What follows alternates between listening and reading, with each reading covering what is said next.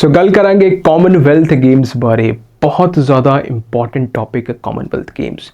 तो दो एजेंडास ते आपां गल करांगे। पहला जिहड़ा एजेंडा साडे कोल हैगा दैट इज़ कॉमनवैल्थ गेम्स दी हिस्टरी, इहदा इतिहास। तो दूसरा जिहड़ा साडे कोल एजेंडा हैगा that is Commonwealth Games 2022। So ये दोवें एजेंडास तो बहुत सारे क्वेश्चनस ऑलरेडी बहुत सारे एग्जाम्स ਦੇ ਵਿੱਚ ਪੁੱਛੇ ਜਾ ਚੁੱਕੇ ਨੇ ਤੇ ਪੂਰੇ ਚਾਂਸਸ ਨੇ ਕਿ ਪੀਟੀਆਈ 2000 ਵਿੱਚ ਵੀ ਜਿਹੜਾ ਕਾਮਨਵੈਲਥ ਗੇਮਸ ਹੈਗਾ ਇਹ ਤੋਂ ਕੁਐਸਚਨਸ ਪੁੱਛੇ ਜਾਣਗੇ।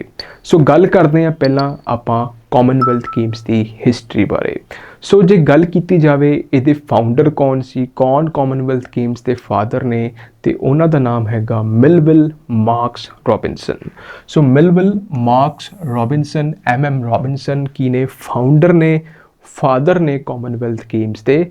ਤੇ ਜਿਹੜੇ MM ਰੋਬਿਨਸਨ ਨੇ ਉਹ ਇੱਕ ਅਖਬਾਰ ਹੈਗੀ ਆ ਜਿਹਦਾ ਨਾਮ ਸੀਗਾ ਹੈਮਿਲਟਨ ਸਪੈਕਟੇਟਰ, ਉਹਦੇ ਸਪੋਰਟਸ ਐਡੀਟਰ ਸੀਗੇ। ਠੀਕ ਹੈ ਜੀ।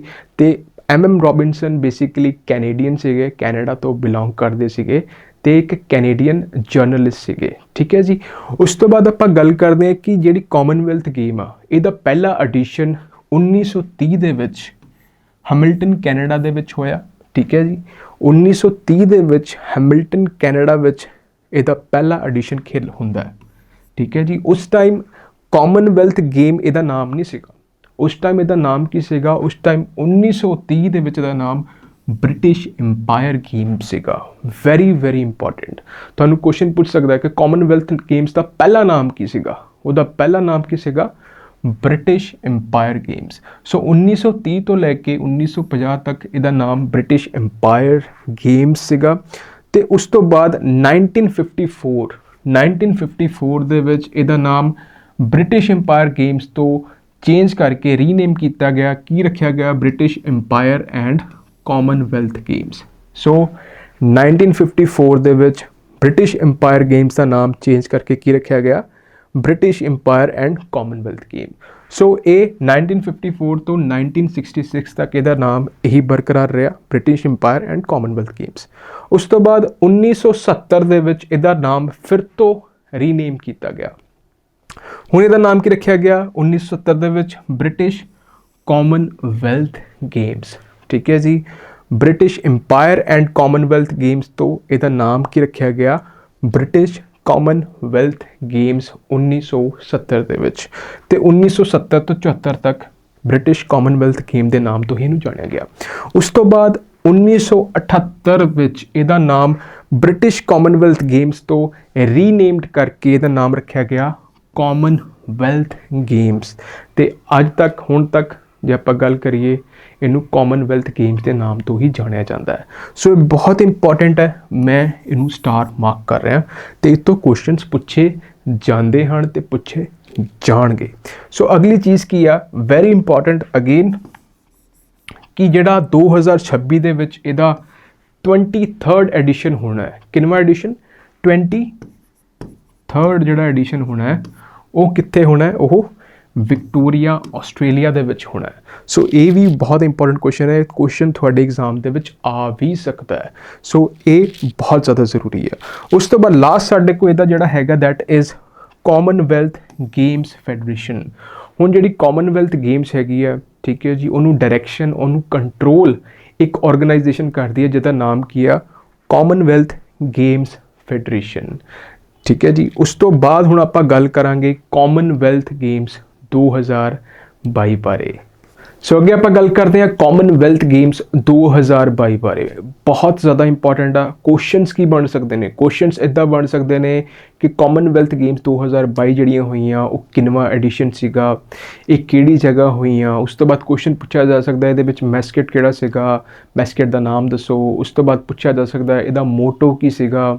ਉਸ ਤੋਂ ਬਾਅਦ ਪੁੱਛਿਆ ਜਾ ਸਕਦਾ ਹੈ ਕਿ ਇਹਦੇ ਵਿੱਚ ਕਿੰਨੇ ਦੇਸ਼ਾਂ ਨੇ ਪਾਰਟੀਸਿਪੇਟ ਕੀਤਾ। ਉਸ ਤੋਂ ਬਾਅਦ ਇੰਡੀਆ ਦੀ ਪਰਫਾਰਮੈਂਸ ਬਾਰੇ ਪੁੱਛਿਆ ਜਾ ਸਕਦਾ ਹੈ ਕਿ ਕਿੰਨੇ ਮੈਡਲ ਇੰਡੀਆ ਨੇ ਜਿੱਤੇ, ਇਹਦੇ ਵਿੱਚ 골ਡ ਕਿੰਨੇ ਜਿੱਤੇ, ਸਿਲਵਰ ਕਿੰਨੇ ਜਿੱਤੇ ਤੇ ਬ੍ਰੌਂਜ਼ ਕਿੰਨੇ ਜਿੱਤੇ। ਉਸ ਤੋਂ ਬਾਅਦ ਪੁੱਛ ਸਕਦੇ ਆ ਕਿ ਬਾਈ ਨੇਮ ਤੁਹਾਨੂੰ ਪੁੱਛ ਸਕਦੇ ਆ ਕਿ ਮੰਨ ਲਓ ਬਜਰੰਗ ਪੁਨੀਆ ਆ ਜਾਂ ਆਪਾਂ PV ਸਿੰਧੂ ਆ, ਉਹਨਾਂ ਨੇ ਕਿਹੜਾ ਮੈਡਲ ਜਿੱਤਿਆ। ਹੈ ਨਾ, ਉਹਨਾਂ ਦੀ weight class ਪੁੱਛ ਸਕਦੇ ਆ, ਜਿਵੇਂ ਮੈਂ ਪਿਛਲੇ ਇੰਟਰਵਿਊ ਦੇ ਵਿੱਚ ਕਵਰ ਕੀਤਾ ਸੀਗਾ। ਸੋ ਗੱਲ ਕਰਦੇ ਹਾਂ ਆਪਾਂ ਕਾਮਨਵੈਲਥ ਗੇਮਸ 2022 ਬਾਰੇ। ਸੋ ਕਾਮਨਵੈਲਥ ਗੇਮਸ 2022 ਜਿਹੜੀਆਂ ਸੀਗੀਆਂ, ਇਹ 22ਵਾਂ ਐਡੀਸ਼ਨ ਸੀਗਾ ਕਾਮਨਵੈਲਥ ਗੇਮ ਦਾ। ਕਿੰਨਵਾਂ ਐਡੀਸ਼ਨ ਸੀਗਾ? 22nd ਐਡੀਸ਼ਨ ਸੀਗਾ ਕਾਮਨਵੈਲਥ ਗੇਮਸ ਦਾ। ਉਸ ਤੋਂ ਬਾਅਦ ਜੇ ਗੱਲ ਕੀਤੀ ਜਾਵੇ, ਇਹ 28 ਜੁਲਾਈ ਤੋਂ ਲੈ ਕੇ 8 ਅਗਸਤ 2022 ਤੱਕ ਸ਼ਹਿਰ ਬਰਮਿੰਗਮ UK ਯੂਨਾਈਟਿਡ ਕਿੰਗਡਮ ਦੇ ਵਿੱਚ ਹੋਈਆਂ। ਠੀਕ ਹੈ ਜੀ, ਕਿੱਥੇ ਹੋਈਆਂ? ਬਰਮਿੰਗਮ ਸ਼ਹਿਰ ਆ, ਠੀਕ ਹੈ ਜੀ, ਯੂਨਾਈਟਿਡ ਕਿੰਗਡਮ ਦਾ, ਉੱਥੇ ਇਹ ਗੇਮਸ ਹੋਈਆਂ ਤੇ 28 ਜੁਲਾਈ ਤੋਂ ਲੈ ਕੇ 8 ਅਗਸਤ 2022 ਤੱਕ ਖੇਲੀਆਂ ਗਈਆਂ ਤੇ ਇਹ 22ਵਾਂ ਐਡੀਸ਼ਨ ਸੀਗਾ। ਸੋ ਇਹ ਤੁਹਾਨੂੰ ਲਿਖ ਲੈਣਾ ਤੁਸੀਂ ਆਪਣੀ ਕਾਪੀ ਦੇ ਵਿੱਚ, ਜਿਹੜੇ ਤੁਸੀਂ ਨੋਟਸ ਬਣਾ ਰਹੇ ਹੋ। ਉਸ ਤੋਂ ਬਾਅਦ ਅਗਲੀ ਚੀਜ਼, ਇਹਦੇ ਵਿੱਚ ਜਿਹੜਾ ਮੈਸਕਟ ਸੀਗਾ ਉਹਦਾ ਨਾਮ ਕੀ ਸੀਗਾ? ਵੈਰੀ ਇੰਪੋਰਟੈਂਟ ਕੁਐਸਚਨ ਬਣ ਜਾਂਦਾ ਇਹ ਤੋਂ। ਇਹ ਮੈਸਕਟ ਦਾ ਨਾਮ ਕੀ ਸੀਗਾ? ਪੈਰੀ ਦ ਬੁੱਲ। ਪੈਰੀ ਦ ਬੁੱਲ ਕੀ ਸੀਗਾ? ਜਿਹੜਾ ਕਾਮਨਵੈਲਥ ਗੇਮ 2022 ਦੇ ਵਿੱਚ ਮੈਸਕਟ ਸੀਗਾ ਉਹਦਾ ਨਾਮ ਪੈਰੀ ਦ ਬੁੱਲ ਸੀਗਾ। ਉਸ ਤੋਂ ਬਾਅਦ ਅਗਲੀ ਚੀਜ਼ ਕਿ ਜਿਹੜੀ ਕਾਮਨਵੈਲਥ ਗੇਮਸ 2022 ਆ, ਹੈ ਨਾ, ਇਹਦਾ ਮੋਟੋ ਕੀ ਆ? ਠੀਕ ਹੈ ਜੀ, ਇਹਦਾ ਮੋਟੋ ਕੀ ਸੀਗਾ? ਇਹਦਾ ਮੋਟੋ ਸੀਗਾ sport is just the beginning. ਕੀ ਹੈ? Sport is just the beginning. So motto ਕੀ ਆ? Sport is just the beginning.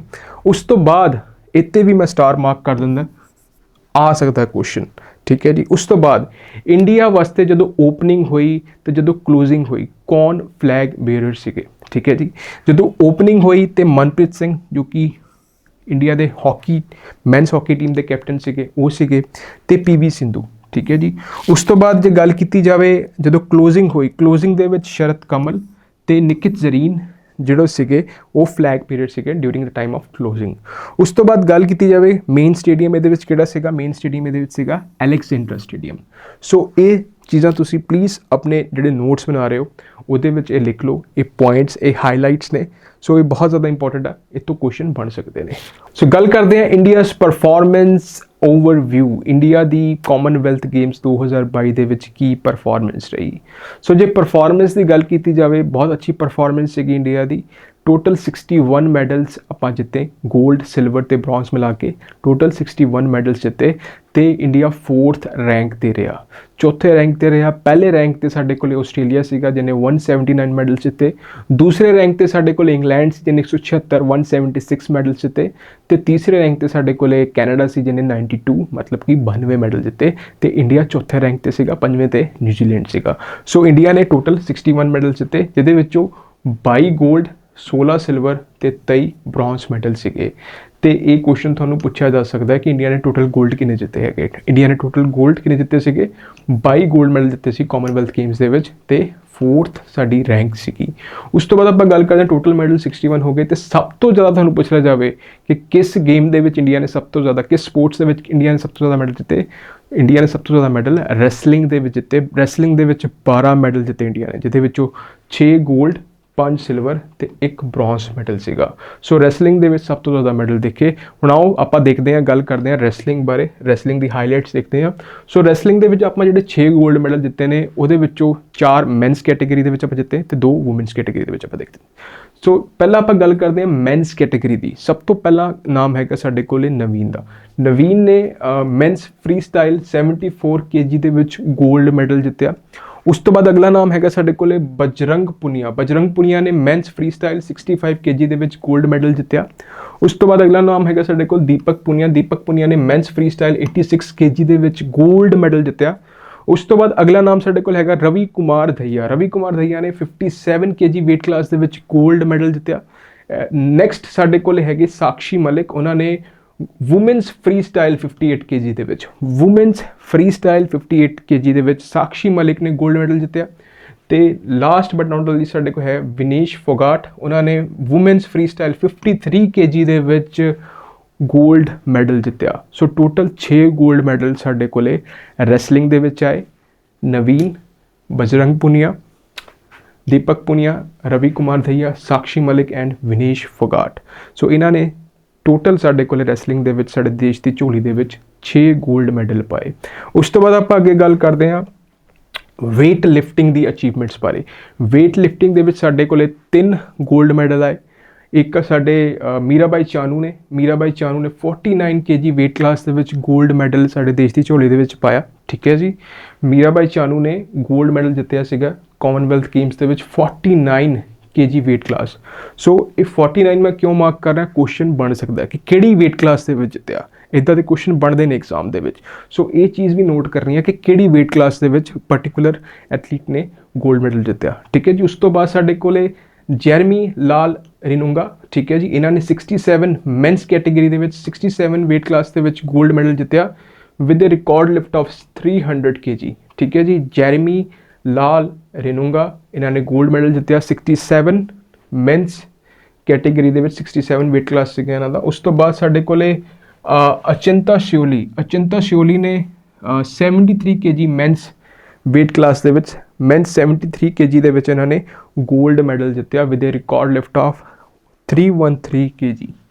ठीक है जी। सो वेट लिफ्टिंग के साडे कोले टोटल 3 गोल्ड मैडल आए। Mirabai Chanu 49 kg weight class, Jeremy Lalrinnunga 67 men's 67 kg weight class and Achinta Sheuli men's 73 kg weight class ये साडे कोले इन्होंने गोल्ड मैडल जित्या। सो जी साडी वेट लिफ्टिंग दी अचीवमेंट्स आ कॉमनवैल्थ गेम्स दियां उहदे विच 3 गोल्ड मैडल है।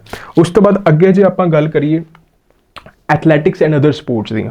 सो जे आपां गल करिए एथलैटिक्स, ट्रिपल जंप दे विच एल्डिहोस पॉल ने देश की झोली दे गोल्ड मैडल पाया। ट्रिपल जंप दे विच एथलैटिक्स दे विच एल्डहोस पॉल ने की कीता सी, गोल्ड मैडल जित्या सी साडे देश लई।